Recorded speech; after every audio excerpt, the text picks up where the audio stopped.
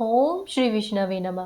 प्रथम पूज्य गौरी पुत्र गणेश भगवान की जय। जय श्री सत्यनारायण भगवान। स्कंद पुराण के अनुसार भगवान सत्यनारायण श्रीहरि विष्णु का दूसरा रूप है और इस कथा की महिमा को भगवान सत्यनारायण ने अपने मुख से स्वयं देवर्षि नारद को बताया था या सुनाया था। सत्यनारायण व्रत कथा में अलग अलग अध्याय में छोटी छोटी कहानियों के माध्यम से सत्य का पालन ना करने पर किस तरह की परेशानियां आती है यह विस्तार में बताया गया है। सत्य को ही नारायण के रूप में पूजना सत्यनारायण की पूजा है। इसका अर्थ यह भी है कि संसार में एकमात्र हरि नारायण ही सत्य है, बाकी सब माया है। सत्य में ही सारा जगत समाया हुआ है। तो आइए श्रीहरि विष्णु के चरणों का ध्यान करते हुए हम प्रथम अध्याय शुरू करते हैं।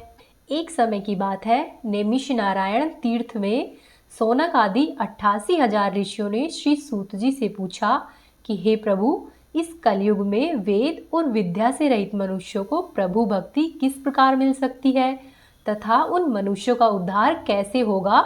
हे मुनिश्रेष्ठ, कोई ऐसा तप बताइए जिसके करने से थोड़े ही समय में पुण्य मिल जाए और साथ ही मनोवांछित फल भी मिले। इस प्रकार की कथा सुनने की हम सब इच्छा रखते हैं। तब सर्वशास्त्रों के ज्ञाता श्री सूत जी महाराज बोले कि हे वैष्णव में पूज्य, आप सभी ने प्राणियों के हित की बात पूछी है, इसीलिए मैं एक ऐसे श्रेष्ठ व्रत को आप लोगों को बताऊंगा जिसे नारद जी ने लक्ष्मी नारायण से पूछा था और लक्ष्मीपति ने मुनिश्रेष्ठ नारद जी से कहा था। आप सब इसे ध्यान पूर्वक सुनिए। एक समय की बात है, योगी राज नारद जी दूसरों के हित की इच्छा लिए हुए अनेकों लोकों में घूमते हुए मृत्यु लोक में आ पहुंचे। यहाँ पर उन्होंने अनेक प्राणियों में जन्मे हुए प्राय सभी मनुष्यों को अपने अपने कर्मों के द्वारा अनेक प्रकार के दुखों से पीड़ित देखा। प्राणियों का दुख देखकर नारद जी सोचने लगे कि क्या प्रयास किया जाए जिसके करने से निश्चित रूप से मानव के सभी प्रकार के दुखों का अंत हो जाए। इसी विचार पर मनन करते हुए नारद जी विष्णु लोक में जा पहुंचे। वहां पर वह देवों के ईश भगवान नारायण की स्तुति करने लगे, जिनके हाथों में शंख, चक्र, गदा और पद्म थे और वे गले में वरमाला पहने हुए थे। स्तुति करते हुए नारद जी बोले कि हे भगवान, आप अत्यंत ही शक्ति से संपन्न है। मन तथा वाणी भी आपको नहीं पा सकते। आपका आदि, मध्य और अंत नहीं है। निर्गुण स्वरूप सृष्टि के कारण भक्तों के दुखों को दूर करने वाले आपको मेरा बारंबार प्रणाम है। नारद जी की स्तुति सुनकर विष्णु भगवान बोले कि हे मुनिश्रेष्ठ, आपके मन में क्या बात है? आप किस काम के लिए पधारे हैं उसे निसंकोच कहो। इस पर नारद मुनि बोले कि मृत्युलोक में अनेक योनियों में जन्मे हुए मनुष्य अपने अपने कर्मों के द्वारा अनेक प्रकार के दुखों से दुखी हो रहे हैं। हे नाथ, यदि आप मुझ पर दया रखते हो तो बताइए कि वो सब मनुष्य थोड़े ही प्रयास से अपने दुखों से कैसे छुटकारा पा सकते हैं। तब श्रीहरि बोले कि हे नारद, मनुष्यों की भलाई के लिए तुमने बहुत अच्छी बात पूछी है, जिसके करने से मनुष्य मोह से छूट जाता है। मैं तुमसे वह बात कहता हूँ, तुम उसे सुनो। स्वर्गलोक और मृत्युलोक दोनों में ही एक दुर्लभ उत्तम व्रत है जो कि पुण्य देने वाला है। आज प्रेमवश होकर मैं उसे तुमसे कहता हूँ। श्री सत्यनारायण भगवान का यह व्रत अच्छी तरह विधि विधान पूर्वक करके मनुष्य तुरंत ही यहाँ पर सुख भोग कर मरने पर मोक्ष को पाता है। श्रीहरि के इस प्रकार के वचन सुनकर नारद जी बोले कि हे प्रभु, इस व्रत का क्या फल है और उसका क्या विधान है? यह व्रत किसने किया था और इस व्रत को किस दिन करना चाहिए? मुझे सब कुछ विस्तार पूर्वक बताइए। नारद जी की बात सुनकर श्रीहरि बोले कि दुख व शोक को दूर करने वाला यह व्रत सभी स्थानों पर विजय दिलाने वाला है। मानव को भक्ति और श्रद्धा के साथ शाम के समय श्री सत्यनारायण भगवान की पूजा धर्म पारायण होकर ब्राह्मणों व बंधुओं के साथ करनी चाहिए। भक्ति भाव से नैवेद्य, केले का फल, घी, दूध और गेहूं का आटा सवाया ले। गेहूं के स्थान पर साठी का आटा, शक्कर तथा गुड़ लेकर वह सभी भक्षण योग्य पदार्थों को मिलाकर भगवान का भोग लगाए। ब्राह्मणों सहित बंधु बांधवों को भी भोजन कराए। उसके बाद स्वयं भोजन करे। भजन कीर्तन के साथ भगवान की भक्ति में लीन हो जाए। इस तरह से सत्यनारायण भगवान का यह व्रत करने पर मनुष्य की सारी इच्छाएं निश्चित रूप से पूरी होती है। इस कली काल अर्थात कलयुग में मृत्युलोक में मोक्ष का यही एक सरल उपाय बताया है। पहला अध्याय यहीं पर समाप्त होता है। बोले श्री सत्यनारायण भगवान की जय। दूसरा अध्याय। श्री सूत जी बोले कि हे ऋषियों, जिसने पहले समय में इस व्रत को किया था, अब मैं तुम्हें उसका इतिहास कहता हूँ, ध्यान पूर्वक सुनो। सुंदर काशीपुर नगरी में एक अत्यंत ही निर्धन ब्राह्मण रहता था। भूख और प्यास से परेशान वह ब्राह्मण धरती पर घूमता रहता था। ब्राह्मणों से प्रेम करने वाले भगवान ने एक दिन ब्राह्मण का वेश धारण करके उसके पास जाकर पूछा कि हे विप्र, नित्य ही दुखी होकर तुम पृथ्वी पर क्यों घूमते हो? तब दीन ब्राह्मण बोला कि मैं निर्धन ब्राह्मण हूँ और भिक्षा के लिए धरती पर घूमता हूँ। हे भगवान, यदि आप इसका कोई उपाय जानते हो तो मुझे बताओ। तब वृद्ध ब्राह्मणधारी भगवान कहते हैं कि सत्यनारायण भगवान मनोवांछित फल देने वाले हैं, इसीलिए तुम उनका पूजन करो। इसके करने से मनुष्य सभी दुखों से मुक्त हो जाता है। तब वृद्ध ब्राह्मण बनकर आए सत्यनारायण भगवान उस निर्धन ब्राह्मण को व्रत का सारा विधान बताकर अंतर्धान हो गए। वह ब्राह्मण मन ही मन सोचने लगा कि जिस व्रत को वृद्ध ब्राह्मण ने कहा है, मैं उसे अवश्य ही करूंगा। ऐसा निश्चय करने के बाद उसे रात भर नींद नहीं आई।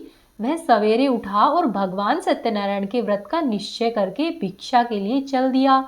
उस दिन उस निर्धन ब्राह्मण को भिक्षा में बहुत सा धन मिला, जिससे उस ब्राह्मण ने बंधु और बांधवों के साथ मिलकर श्री सत्यनारायण भगवान का व्रत संपन्न किया। भगवान सत्यनारायण का व्रत संपन्न करने के बाद वह निर्धन ब्राह्मण सभी प्रकार के दुखों से छूट गया और अनेक प्रकार की संपत्तियों से युक्त हो गया। उसी समय से यह ब्राह्मण हर माह इस व्रत को करने लगा। इस तरह से सत्यनारायण भगवान के व्रत को जो भी मनुष्य करेगा वह सभी प्रकार के पापों से छूटकर अंत में मोक्ष को प्राप्त होगा। जो मनुष्य इस व्रत को करेगा वह भी सभी दुखों से मुक्त हो जाएगा। फिर सूत जी बोले कि इस तरह से नारद जी से नारायण जी का कहा हुआ श्री सत्यनारायण भगवान का व्रत मैंने तुमसे कहा है। हे विप्रो, अब मैं और क्या कहूँ? तब ऋषिगण बोले कि हे मुनिवर, संसार में उस विप्र को सुनकर और किस किसने इस व्रत को किया है, हम यह सब बात सुनना चाहते हैं। इसके लिए हमारे मन में श्रद्धा का भाव है। तब सर्वशास्त्रों के ज्ञाता श्री सूत जी बोले कि हे मुनियों, जिसने इस व्रत को किया है, मैं तुमसे वह सब कहता हूँ, ध्यान पूर्वक सुनो। एक समय वही विप्र धन और ऐश्वर्य के अनुसार अपने बंधु व बांधवों के साथ इस व्रत को करने के लिए तैयार हुआ। उसी समय एक लकड़ी बेचने वाला बूढ़ा आदमी आया और लकड़ियां बाहर रखकर अंदर ब्राह्मण के घर में चला गया। प्यास से दुखी होकर वह लकड़हारा उनको व्रत करते देखकर विप्र को नमस्कार करके पूछने लगा कि आप सब यह क्या कर रहे हैं तथा इसके करने से क्या फल मिलता है, कृपया करके मुझे भी बताइए। तब ब्राह्मण ने कहा कि सभी मनोकामनाओं को पूरा करने वाला यह सत्यनारायण भगवान का व्रत है। इसकी कृपा से ही मेरे घर में धन और धान्य आदि की वृद्धि हुई है। विप्र से सत्यनारायण भगवान के व्रत के बारे में जानकर वह लकड़हारा बहुत अधिक प्रसन्न हुआ। चरणामृत लेकर वह प्रसाद खाने के बाद वह अपने घर को गया। लकड़हारे ने अपने मन में संकल्प किया कि आज लकड़ी बेचने से जो भी धन मिलेगा उसी से मैं भगवान श्री सत्यनारायण का उत्तम व्रत करूंगा। मन में इस विचार को लेकर बूढ़ा आदमी अपने सिर पर लकड़ियां रखकर उस नगर में बेचने गया जहां पर धनी लोग बहुत ज्यादा रहते थे। उस नगर में उसे अपनी लकड़ियों का दाम पहले के दाम से 4 गुना अधिक मिला। वह लकड़हारा प्रसन्नता के साथ दाम लेकर केले, शक्कर, घी, दूध, दही और गेहूं का आटा लेकर भगवान सत्यनारायण के व्रत की अन्य सामग्रियों को लेकर अपने घर पर आ गया। वहां पर उसने अपने बंधु और बांधवों को बुलाकर विधि विधान से भगवान सत्यनारायण का पूजन और व्रत किया। इस व्रत के प्रभाव से वह बूढ़ा लकड़हारा धन, पुत्र आदि से युक्त होकर संसार के समस्त सुख भोगकर अंत काल में बैकुंठ धाम को चला गया। द्वितीय अध्याय यहीं पर समाप्त होता है। बोली श्री सत्यनारायण भगवान की जय। अब आप सुनिए तीसरा अध्याय। आगे श्री सूत जी कहते हैं कि हे श्रेष्ठ मुनियों, अब मैं तुमसे आगे की कथा कहता हूँ। पहले समय में उल्कामुख नाम का एक बुद्धिमान राजा था। वह राजा सत्यवक्ता और जितेंद्रिय था। प्रतिदिन ही देव स्थानों पर जाता और निर्धनों को धन देकर उनके कष्ट दूर करता था। उस राजा की पत्नी कमल के समान मुख वाली तथा सती साध्वी थी। भद्रशिला नदी के तट पर उन दोनों ने भगवान श्री सत्यनारायण का व्रत किया। उसी समय साधु नाम का एक वैश्य आया। उसके पास व्यापार करने के लिए बहुत सा धन भी था। राजा को व्रत करते देखकर वह वैश्य विनय से पूछने लगा कि हे राजन, भक्ति भाव से पूर्ण होकर आप सब लोग यह क्या कर रहे हैं? मैं सुनने की इच्छा रखता हूँ, तो आप कृपया करके मुझे बताइए। तब राजा बोला कि हे साधु, अपने बंधु और बांधवों के साथ पुत्रादि की प्राप्ति के लिए एक महाशक्तिमान भगवान श्री सत्यनारायण का व्रत और पूजन कर रहा हूँ।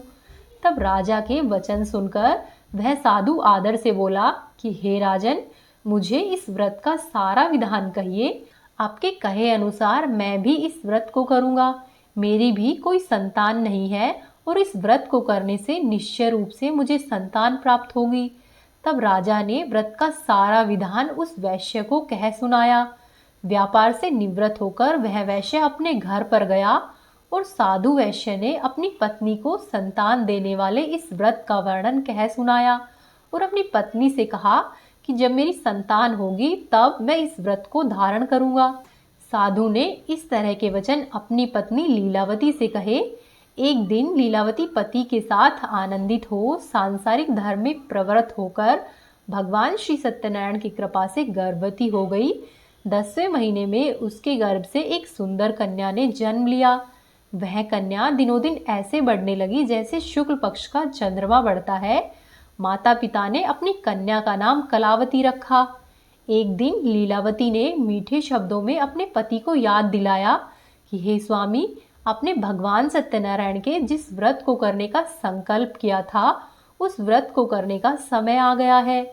आप उस व्रत को करिए। तब साधु बोला कि हे प्रिय, इस व्रत को मैं अपनी पुत्री के विवाह पर करूंगा। इस प्रकार अपनी पत्नी को आश्वासन देकर वह वैश्य नगर को चला गया। कलावती पिता के घर में रहकर दिनों दिन बड़ी होने लगी। साधु ने एक बार नगर में अपनी कन्या को सखियों के साथ देखा तो तुरंत ही दूत को बुलाया और दूत से कहा कि मेरी कन्या के लिए कोई योग्य वर देखो। साधु की बात सुनकर वह दूत कंचन नगर में पहुंचा और वहां पर बड़ी देखभाल करके लड़की के सुयोग्य वाणिक पुत्र को ले आया। सुयोग्य लड़के को देखकर साधु ने बंधु और बांधवों को बुलाकर अपनी पुत्री का विवाह कर दिया। लेकिन दुर्भाग्य की बात ये थी कि साधु ने अभी भी भगवान श्री सत्यनारायण का व्रत नहीं किया। साधु की इस तरह की बात पर भगवान श्री सत्यनारायण क्रोधित हो गए और उसे श्राप दिया कि साधु को अत्यधिक ही दुख मिले। अपने कार्य में कुशल साधु बनिया जमाई को लेकर समुद्र के पास स्थित रत्नापुर नगर में गए। वहां पर जाकर दामाद और ससुर दोनों मिलकर चंद्रकेतु राजा के नगर में व्यापार करने लगे। एक दिन भगवान सत्यनारायण की माया से एक चोर राजा का धन चुराकर भाग रहा था। उसने राजा के सिपाहियों को अपने पीछे आते हुए देखकर चुराया हुआ धन वहां पर रख दिया जहां पर वह साधु वैश्य अपने जमाई के साथ ठहरा हुआ था। राजा के सिपाहियों ने साधु वैश्य के पास राजा का धन पड़ा देखा तो वह ससुर और जमाई दोनों को बांधकर प्रसन्नता पूर्वक राजा के पास गए और उनसे कहा कि हम ये दो चोर पकड़ कर लाए हैं। हे राजन, आप आगे की कार्यवाही की आज्ञा दे। राजा की आज्ञा से उन दोनों को कठिन कारावास में डाल दिया गया और उनका जितना भी धन था उसे छीन लिया गया। श्री सत्यनारायण भगवान के श्राप से साधु की पत्नी भी बहुत दुखी हुई। घर में जो भी धन रखा था उसे चोर चुरा ले गए। शारीरिक तथा मानसिक पीड़ा व भूख और प्यास से अति दुखी हो अन्न की चिंता में कलावती एक ब्राह्मण के घर पर गई। वहां पर उसने श्री सत्यनारायण भगवान का व्रत होते देखा। फिर कथा सुनी और प्रसाद ग्रहण करके रात को घर पर वापस आई। तब माता ने कलावती से पूछा कि हे पुत्री, अब तक तुम कहाँ थी और तेरे मन में क्या है? तब कलावती ने अपनी माता से कहा कि हे माता, मैंने एक ब्राह्मण के घर में श्री सत्यनारायण भगवान का व्रत देखा है। कन्या के ऐसे वचन सुनकर लीलावती भगवान के पूजन की तैयारी करने लगी। लीलावती ने परिवार व बंधुओं के सहित भगवान सत्यनारायण का पूजन किया और उनसे वर मांगा कि मेरे पति तथा जमाई शीघ्र ही घर पर आ जाए। साथ ही यह भी प्रार्थना की कि हम सबका अपराध क्षमा करो। श्री सत्यनारायण भगवान इस व्रत से संतुष्ट हो गए और राजा चंद्रकेतु को सपने में दर्शन देकर कहा कि हे राजन, तुम उन दोनों वैश्य को छोड़ दो। तुमने उनका जो भी धन लिया है उसे वापस कर दो। अगर तुमने ऐसा नहीं किया तो मैं तुम्हारा धन, राज्य व पुत्र आदि सब नष्ट कर दूंगा। राजा को यह सब कहकर भगवान अंतर्ध्यान हो गए। प्रातःकाल राज्यसभा में राजा ने अपना सपना सुनाया और फिर वाणिक पुत्रों को कैद से मुक्त करके सभा में बुलवाया। दोनों ने सभा में आते ही राजा को प्रणाम किया। तब राजा मीठी वाणी में बोला कि हे महानुभाव, भाग्यवश ऐसा कठिन दुख तुम्हें प्राप्त हुआ है, लेकिन अब तुम्हें कोई भय नहीं है। ऐसा कहकर राजा ने उन दोनों को नए वस्त्राभूषण पहनाए और जितना उनका धन लिया था उससे दुगना धन वापस किया। दोनों वैश्य अपने घर को चल दिए। तीसरा अध्याय यहीं पर समाप्त होता है। बोली श्री सत्यनारायण भगवान की जय। अब आप सुनिए चतुर्थ अध्याय। आगे सूत जी कहते हैं कि उस वैश्य ने मंगलाचार करके अपनी यात्रा आरंभ की और अपने नगर की ओर चल दिया। थोड़ी ही दूर जाने पर एक दंडी वेशधारी श्री सत्यनारायण ने उनसे पूछा कि हे साधु, तेरी नाव में क्या है? तब अभिवाणी वणिक हंसता हुआ बोला कि हे दंडी, आप क्यों पूछते हो? क्या धन लेने की इच्छा है? मेरी नाव में तो बेल और पत्ते भरे हुए हैं। वैश्य के कठोर वचन सुनकर भगवान बोले कि हे दंडी, तुम्हारा वचन सत्य हो। ऐसा कहकर भगवान वहां से दूर चले गए और कुछ दूर जाकर समुद्र के किनारे पर बैठ गए। दंडी के जाने के बाद उस साधु वैश्य ने नित्य क्रिया के पश्चात नाव को ऊंची उठी हुई देखा और बहुत ही अचंभा किया। नाव में बेल और पत्ते आदि देखकर वह मूर्छित होकर जमीन पर गिर पड़ा। मूर्छा खुलने पर वह अत्यंत ही शोक में डूब गया। तब उसका दामाद बोला कि आप शोक नहीं मनाए, यह सब दंडी का ही श्राप है, इसीलिए अब हमें उनकी ही शरण में जाना चाहिए, तभी हमारी मनोकामना पूरी होगी। दामाद की बात सुनकर वह दंडी के पास पहुंचा और अत्यंत ही भक्तिभाव से नमस्कार करके बोला कि मैंने आपसे जो जो असत्य वचन कहे थे उनके लिए मुझे क्षमा कर दो। ऐसा कहकर महान शोकातुर हो वह रोने लगा। तब दंडी भगवान बोले कि हे वणिक पुत्र, मेरी आज्ञा से बार बार तुम्हें दुख प्राप्त हुआ है, तू मेरी पूजा से विमुख हुआ है। तब वह साधु बोला कि हे भगवान, आपकी माया से ब्रह्मा आदि देवता भी आपके रूप को नहीं जानते, तब मैं अज्ञानी कैसे जान सकता हूँ? आप प्रसन्न होइए, अब मैं सामर्थ्य के अनुसार आपकी पूजा करूँगा। आप मेरी रक्षा करो और पहले के समान ही नौका में धन भर दो। साधु वैश्य के भक्तिपूर्वक वचन को सुनकर भगवान श्री सत्यनारायण प्रसन्न हो गए और उसको उसकी इच्छा के अनुसार वरदान देकर अंतर्ध्यान हो गए। फिर ससुर और जमाई जब नाव पर आए तो नाव धन से भरी हुई थी। फिर वहीं अपने अन्य साथियों के साथ भगवान सत्यनारायण का पूजन करके वे दोनों अपने नगर की ओर चल दिए। जब नगर के नजदीक पहुंचे तो दूत को घर पर खबर करने के लिए भेज दिया। दूत साधु की पत्नी को प्रणाम करके कहता है कि मालिक अपने दामाद के सहित नगर के निकट आ गए हैं। दूत की बात सुनकर साधु की पत्नी लीलावती ने बड़े ही हर्ष के साथ भगवान सत्यनारायण का पूजन कर अपनी पुत्री कलावती से कहा कि हे पुत्री, मैं अपने पति के दर्शन को जाती हूँ, तू कार्य पूर्ण कर शीघ्र आ जा। माता के ऐसे वचन सुनकर कलावती जल्दी में प्रसाद छोड़कर अपने पति के पास चली आई। प्रसाद की अवज्ञा के कारण भगवान श्री सत्यनारायण रुष्ट हो गए और नाव के सहित उसके पति को पानी में डुबो दिया। कलावती अपने पति को वहां पर न पाकर रोती हुई जमीन पर गिर गई। नौका को डूबा हुआ देखकर वह कन्या को रोता हुआ देख साधु दुखित होकर बोला कि हे प्रभु, मुझसे तथा मेरे परिवार से जो भूल हुई है उसे क्षमा करे। साधु के दीन वचन सुनकर भगवान श्री सत्यनारायण प्रसन्न हो गए और आकाशवाणी हुई कि हे साधु, तेरी कन्या मेरे प्रसाद को छोड़कर आई है, इसीलिए उसका पति अदृश्य हो गया है। यदि वह घर पर जाकर प्रसाद खाकर लौटती है तो इसे इसका पति अवश्य ही मिलेगा। ऐसी आकाशवाणी सुनकर कलावती घर गई और वहां पर जाकर प्रसाद ग्रहण करती है और फिर आकर अपने पति के दर्शन करती है। उसके बाद साधु अपने बंधु और बांधवों के सहित श्री सत्यनारायण भगवान का विधि विधान से पूजन करता है तथा इस लोक में सुख भोग कर अंत में स्वर्गलोक को जाता है। चतुर्थ अध्याय यहीं पर समाप्त। बोली श्री सत्यनारायण भगवान की जय। अब आप सुनिए पांचवा अध्याय। सूत जी कहते हैं कि हे ऋषियों, मैं और भी एक कथा सुनाता हूँ, उसे भी ध्यान पूर्वक सुनो। प्रजा पालन में लीन तुंगध्वज नाम का एक राजा था। उस राजा ने भी भगवान का प्रसाद त्याग कर बहुत बड़ा दुख पाया। एक बार वन में जाकर वह वन्य पशुओं को मारकर बड़ के पेड़ के नीचे आया। वहां पर उस राजा ने ग्वालों को भक्ति भाव से अपने बंधु और बांधवों के साथ भगवान श्री सत्यनारायण का पूजन करते हुए देखा। अभिमान के वश होकर राजा उन्हें देखकर भी उनके पूजा स्थान में नहीं गया और ना ही राजा ने भगवान को नमस्कार किया।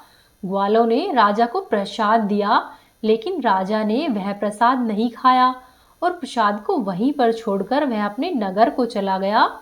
जब वह अपने नगर में पहुंचा तो वहां पर सब कुछ तहस नहस हुआ पाया, तो वह शीघ्र ही समझ गया कि यह सब भगवान ने ही किया है। तब वह दोबारा उन ग्वालों के पास पहुंचा और विधि पूर्वक पूजा करके प्रसाद खाया तो श्री सत्यनारायण भगवान की कृपा से सब कुछ पहले के जैसा ही हो गया। दीर्घकाल तक सुख भोग कर मरने के बाद उस राजा को स्वर्ग की प्राप्ति हुई। जो भी मनुष्य परम दुर्लभ इस व्रत को करेगा तो भगवान श्री सत्यनारायण की कृपा से उस मनुष्य को धन और धान्य की प्राप्ति होगी। निर्धन धनी हो जाता है और भयमुक्त जीवन जीता है। संतानहीन मनुष्य को संतान सुख मिलता है और सारे मनोरथ पूर्ण होने पर अंत में मानव वैकुंठ धाम को जाता है। तब सूत जी बोले कि जिन्होंने पहले इस व्रत को किया है, अब उनके दूसरे जन्म की कथा कहता हूँ। वृद्धशतानंद ब्राह्मण ने सुदामा का जन्म लेकर मोक्ष को पाया। लक्कड़हारे ने अगले जन्म में निषाद बनकर मोक्ष को प्राप्त किया। उल्कामुख नाम का राजा दशरथ होकर बैकुंठ को गया। साधु नाम के वैश्य ने मोरध्वज बनकर अपने पुत्र को आरे से चीरकर मोक्ष को पाया। महाराज तुंगध्वज ने शंभु होकर भगवान में भक्तियुक्त हो कर्म करके मोक्ष को पाया। पांचवा अध्याय यहीं पर समाप्त होता है। बोली श्री सत्यनारायण भगवान की जय। अब आप सुनिए श्री सत्यनारायण भगवान की आरती। ओम जय लक्ष्मी रमणा, स्वामी जय लक्ष्मी रमणा। सत्यनारायण स्वामी, सत्यनारायण स्वामी, जनपातक हरणा। ओम जय लक्ष्मी रमणा, स्वामी जय लक्ष्मी रमणा। रतन जड़ित सिंहासन, अद्भुत छवि राजे, प्रभु अद्भुत छवि राजे। नारद करत निरंतर, नारद करत निरंतर, घंटा ध्वनि बाजे। ओम जय लक्ष्मी रमणा, स्वामी जय लक्ष्मी रमणा।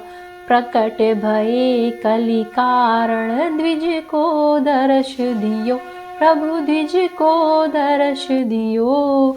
बूढ़ा ब्राह्मण बन के, बूढ़ा ब्राह्मण बन के, कंचन महल कियो। ओम जय लक्ष्मी रमणा, स्वामी जय लक्ष्मी रमणा।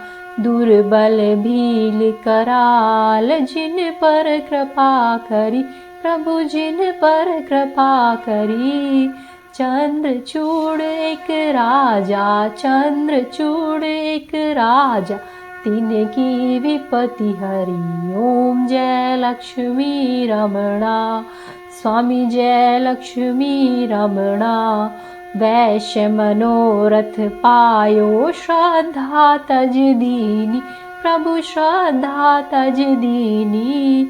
सो फल भोग्यो प्रभु जी, सो फल भोग्यो प्रभु जी, फिर स्तुति कीनी ओम जय लक्ष्मी रमणा।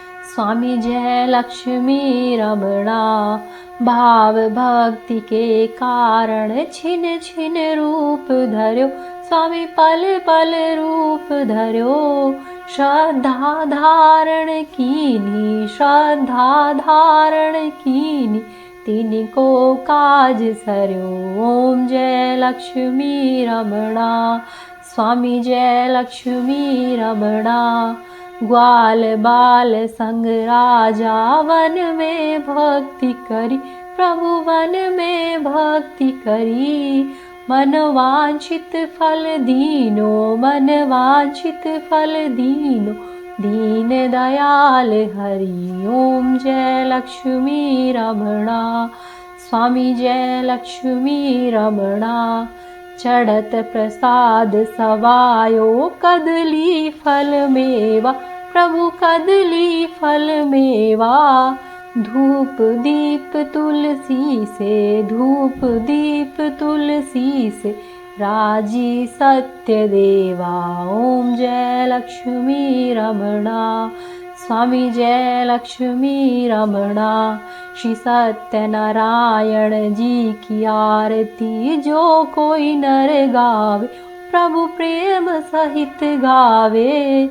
रिद्धि सिद्धि सुख संपत्ति, रिद्धि सिद्धि सुख संपत्ति, सहज रूप पाए ओम जय लक्ष्मी रमणा। स्वामी जय लक्ष्मी रमणा। सत्यनारायण स्वामी जन पातक हरणा ओम जय लक्ष्मी रमणा। स्वामी जय लक्ष्मी रमणा।